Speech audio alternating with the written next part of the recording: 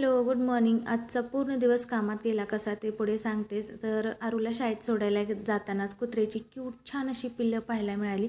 त्यानंतर आभाळ आलं होतं आणि वातावरण पण खूप छान होतं.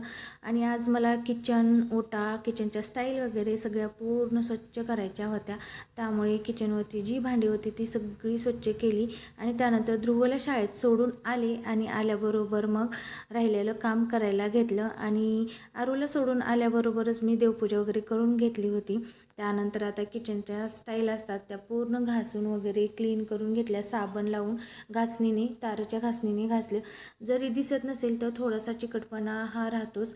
त्यानंतर मग ते सगळं पाण्याने स्वच्छ केलं आणि त्याचं काही शूट वगैरे घेतलं नाही, कारण पाण्यामध्ये पाय असल्यामुळे घसरत होतं. त्यामुळे मोबाईल ऑन ऑफ करायला कोणीच नव्हतं, त्यामुळे ते तसंच राहू दिलं.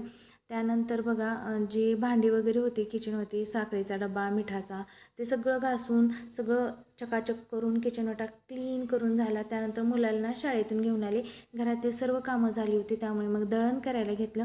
गहू ज्वारीचं दोन्हीचं दळण केलं.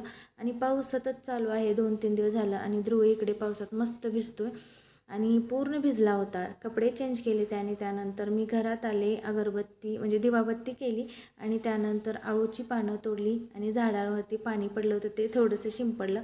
आणि ही विड्याची पानं आहेत बनारसी, तर ते खाण्यासाठी तोडून घेतले. खूप मोठी मोठी झाली होती.